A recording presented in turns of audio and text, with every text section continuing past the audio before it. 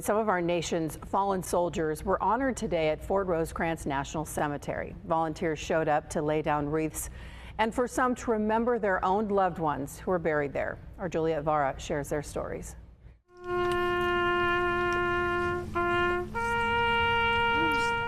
It was a picturesque Saturday morning at Fort Rosecrans National Cemetery.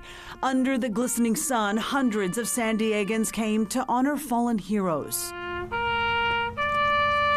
It's extremely special to be able to honor my parents, my dad, who's a Tuskegee Airman captain, who served for many, many years. For Dorothy Rowe, a Navy veteran herself, this is a family tradition every year. Her children and grandchildren place 2 wreaths, one for her father, one for her mother. My dad's title is Captain Claude A. Rowe. My mom's name is Winifred Rowe, and they got married over in England.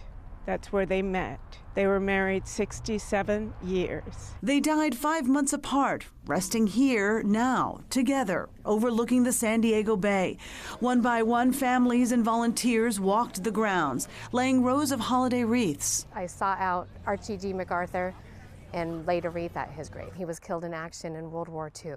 So in order to keep his family knowing that people are paying attention, it was important for me to go find that grave. Just here in Point Loma, 8,000 bright green wreaths were delicately placed at headstones. Across the country, more than 2.7 million, thanks to Wreaths Across America. It's my great honor to be here for my son-in-law, Chief Petty Officer Charles Humphrey Keating IV. Charlie died in combat in Iraq 7 years ago. Every wreath remembering stories just like these and the sacrifices made.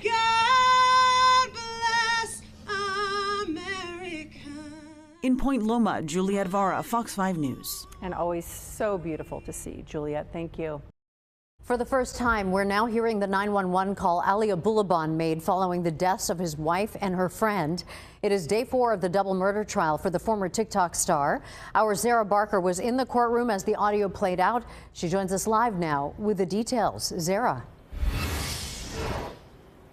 Maria, court is still underway as we speak for, as you said, day 4 of this double murder trial for Ali Abulaban. But today, earlier inside of court, we got a lot more details about what led up to the shooting and all of the video evidence that has been filed and found surrounding Ali Abulaban back on that fateful day of October 21st of 2021. As you said, we heard for the very first time the 911 call that Ali Abulaban had made to authorities to report that his wife Anna Abulaban and her friend Rayburn Barron had been found and shot dead. While this was playing out in court, Ali was very emotional.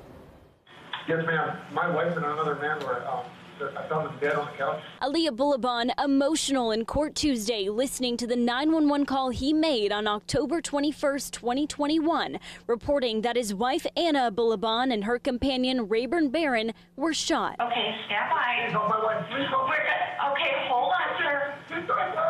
Ali on the phone claiming he found the 2 dead. Tell me what you saw when you went in there. I saw my wife on the couch with my head on her head. Wife is on her. I don't know who he is. I mean, I know him. He's in the grave. Ray? Okay, I know you said your wife was shot in the face. Is that what you said? Yeah, on the forehead. He had 2 or 3 bullets in the head. Ali then hangs up the 911 call, and moments later, San Diego police arrive at the apartment, not sure what they're walking into. Oh, we got 2 down, we got 2 down. Police's body-worn camera video is too graphic to show. You can see Anna and Rayburn dead on the couch. As this played out as evidence to the jury, Ali and the courtroom were emotional. Have you checked pulse, guys? Check pulse. The neighbor who lived across from Anna and Ali's apartment testified that she heard the 2 of them fighting several times. The day of the shooting, she heard the gunshots ringing out and then saw Ali leave the apartment. I believe he went towards like the elevator. Then he came back. He screamed Anna a few times. He grabbed something from his doormat, like mail, and then he left. And so today in court, we heard from two of their neighbors who also lived in the Spire apartment complex on the 35th floor at the time of this shooting back in 2021. And we also heard from about 5 or 6 police officers and first responders that responded to that scene back on that day, and also the ones who arrested Ali Abulaban several years ago. Of course, he's been in prison and behind bars ever since. So in the next couple of days, the judge is actually out. So court's going to be on pause. They're going to resume next Monday. And of course, we'll be back inside following the latest. Reporting live downtown, Zara Barker, Fox 5 News. And as baseball season winds down, basketball season is getting ready to ramp up in San Diego. Fox 5's Julian Delgadio sat down with coaches Brian Dutcher and Steve Fisher about Aztec basketball. I remember when we put the shot clock in, and they thought it was the death of college basketball. The same thing with the three-point shot. And now you can't live without either of them. I think change is inevitable. What happens next, I don't know, but there will be change around the corner. Change, the only constant in life. And when you've adapted through nearly 40 years of it, like these two coaching legends, a bond much deeper forms. I read that you both came together in 1988, but what's your first memory of being together? He wasn't my boss back then. We were both assistant coaches, and we worked for Bill Frieder at the University of Michigan, and it was first I got a chance to really spend time with Coach, and 30-some years later, here we sit together. Does it feel like 30-something years? Well, they say when you're having fun, time flies, so to be honest, it's hard to believe. What's happened in our relationship usually doesn't happen in coaching. Usually there's a divide, you go one way, you go another, there can be a little friction. But to think we're still rubbing shoulders, it's a great feeling to have, and a genuine feeling to have, where the accomplishments that we've attained together feels as if they've been done together. So it's a wonderful, wonderful working and family atmosphere. The Fab Five team versus the Aztecs from 2 years ago, kind of two polar opposites, you know, senior heavy, 5 freshmen.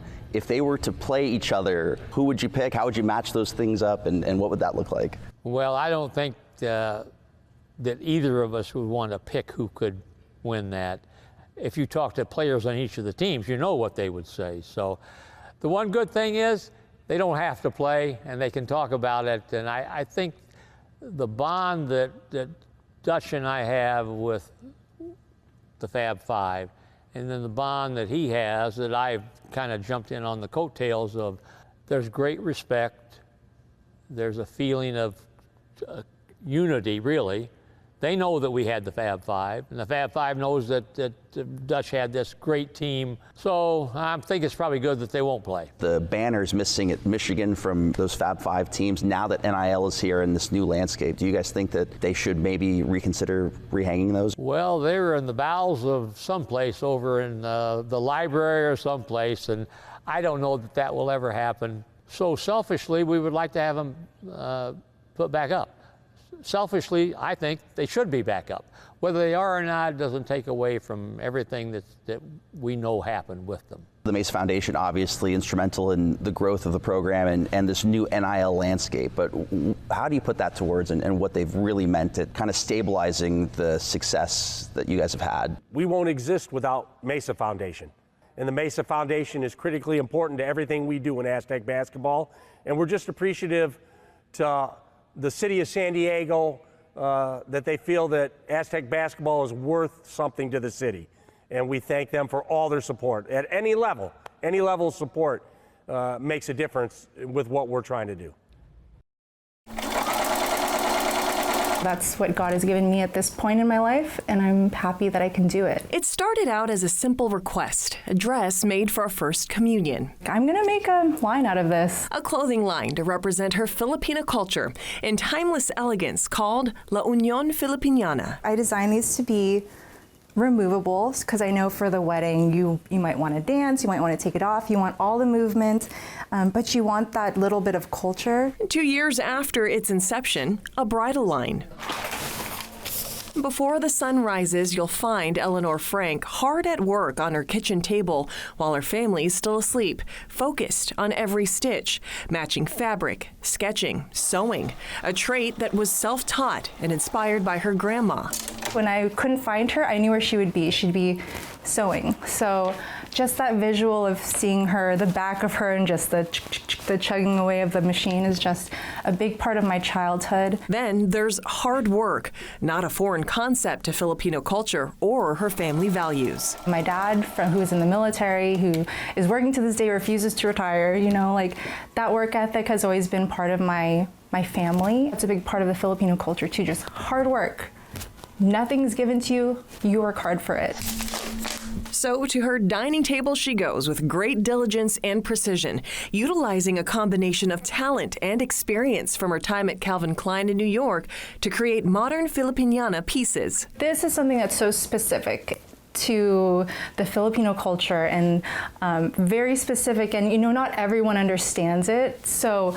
But when they see it, they're like, oh, that's the butterfly sleeve that I always see. Ah, yes, the iconic butterfly sleeve, or terno, that dates back to the 1800s in the Philippines during the Spanish colonial period, now rebirthed into something chic and modern. A lot of pride to, you know, wearing something as traditional as this and being able to showcase it like in modern form is so it's so nice to see, because you don't see that often. Finding opportunities in the fashion industry for our Filipino communities is especially important. So to me personally, it's very empowering. And despite the humble beginnings of a small workstation in her kitchen, the impact birthed at this very table will reach generations of Filipino families to come. If I don't have the desire to pass along the culture, it will die with me.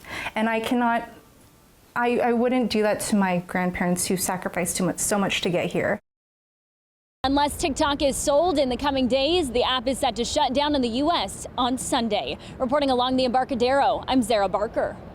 After 18 holes on the less challenging North Course, 25-year-old Kevin Yu leading the clubhouse. 69-year-old Tim Gagan says he is extremely lucky to be alive. Today, he had a chance to reunite with the San Diego fire and rescue crew that saved his life. With recent attacks mirroring what happened in Vancouver last weekend, Donato says she's hesitant to join future outdoor events unless there are stricter safety measures in place. A judge has found there is enough evidence for Larry Miliate to stand before a jury trial in his wife's disappearance.